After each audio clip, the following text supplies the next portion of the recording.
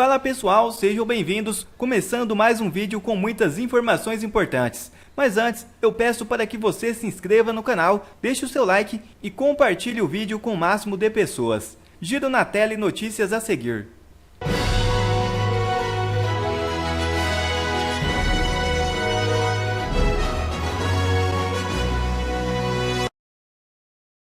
Primeira notícia já na tela. TRF2 rejeita 5 pedidos de suspeição contra o juiz Marcelo Bretas. É isso mesmo.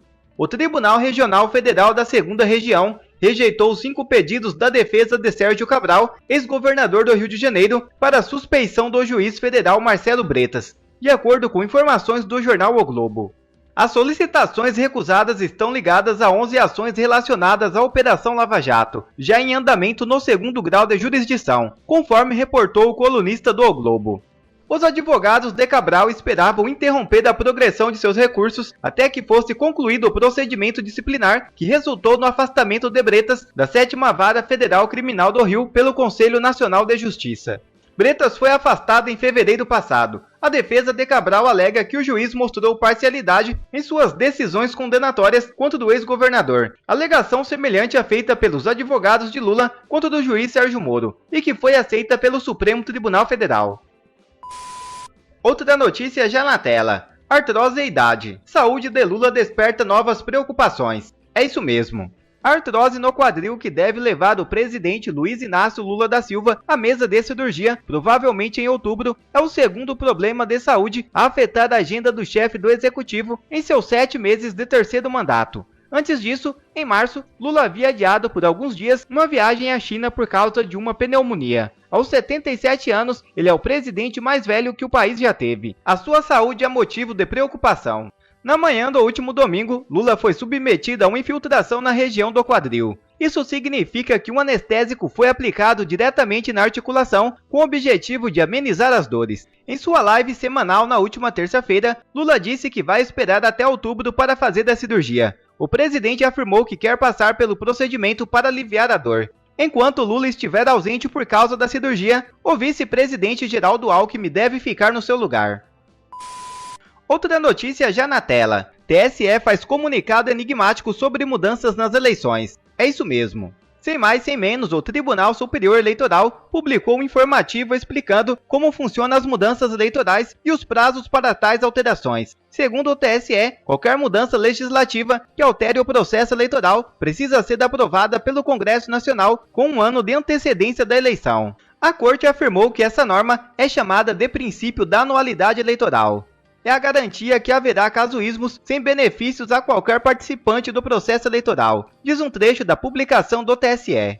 O tribunal faz questão de ressaltar que possíveis mudanças para entrarem em vigor e valerem para o próximo pleito precisam ser aprovadas pela Câmara dos Deputados e pelo Senado Federal e em seguida sancionadas pela Presidência da República até o dia 5 de outubro deste ano. Entretanto, um trecho enigmático do comunicado revela algo preocupante.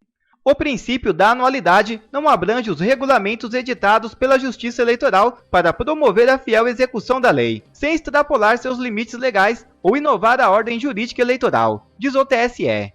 O tribunal ainda continua. Assim, as resoluções editadas pelo Tribunal Superior Eleitoral para dar andamento às eleições podem ser expedidas a menos de um ano do pleito eleitoral. É o que estabelece o artigo 105 da Lei das Eleições, número 9.504 de 1997, ao informar que essas resoluções podem ser aprovadas até o dia 5 de março do ano das eleições. Tal fato deixa muitas dúvidas no ar, porque o TSE resolveu lançar esse comunicado. Mudanças drásticas estão por vir. Vale ressaltar que esse mesmo TSE condenou o ex-presidente Jair Bolsonaro à inelegibilidade e o tirou do jogo.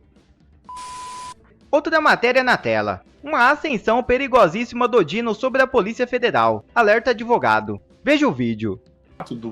Do Lula ter recebido o Hugo Chávez, a gente falou na Gazeta, eu falei no Fio Diário, é mais do que suficiente para impeachment do presidente da República num país sério.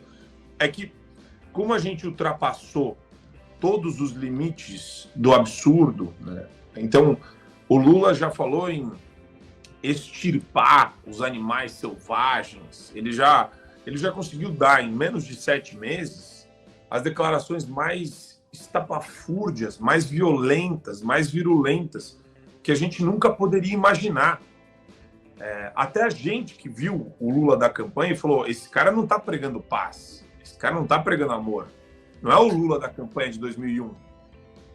Essa campanha, 2001, 2002, essa campanha aqui é uma campanha do ódio. Essa embalagem sentimentalesca, ela só é para enganar a trouxa. No fundo, é um discurso de gente ressentida e que apoia, né? Eles têm no DNA deles a bandidolatria. Então, eu vejo essa filiação entre o executivo e esses países dominados pelo narcoestado como algo péssimo a médio prazo, principalmente pelo reforço que vai existir na relação diplomática entre os ditadores aqui da América Latina e o governo federal, o Lula, o PT e as instituições brasileiras, né? E outra, é bom lembrar, né? Enquanto ele fortalece os vínculos com os narcotraficantes, estupradores, guerrilheiros aqui dessa região, o exército fortalece o vínculo com a China. Ao mesmo tempo, a gente tem essa situação acontecendo. Então, assim, o cenário é ruim. O cenário é ruim. E eu acho que a gente tem que estabelecer a pauta prioritária e não abrir mão dela. Porque isso também faz parte do método deles, né? Eles abrem 300 trincheiras diferentes de batalha e eles querem confundir você sobre qual deve ser a batalha prioritária. Eu ainda acho que o Lula e o Dino são projetos de ditadores para implementar o narco-estado, apesar de já existir vínculos muito fortes. Mas a prioridade, o tema principal, a pauta principal hoje é abuso de poder e reforma do sistema de justiça. Pois é, o cenário é ruim mesmo, mas eu costumo ser otimista e agora eu trago uma luz, que eu acho que pode ser uma luz no túnel. Eu vou querer justamente a análise de vocês sobre isso, porque Hugo Carvajal já foi extraditado para os Estados Unidos na semana passada, no último dia 20, né? E promete contar tudo. Ele traz denúncias sobre o financiamento, denuncia inclusive Lula, né, que o governo da Venezuela teria financiado, então, partidos de esquerda em vários países. E a gente até produziu uma reportagem aqui no Fator Político BR, que teve uma grande repercussão. Até o ex-presidente Jair Bolsonaro compartilhou. Vamos assistir? Rapidinho.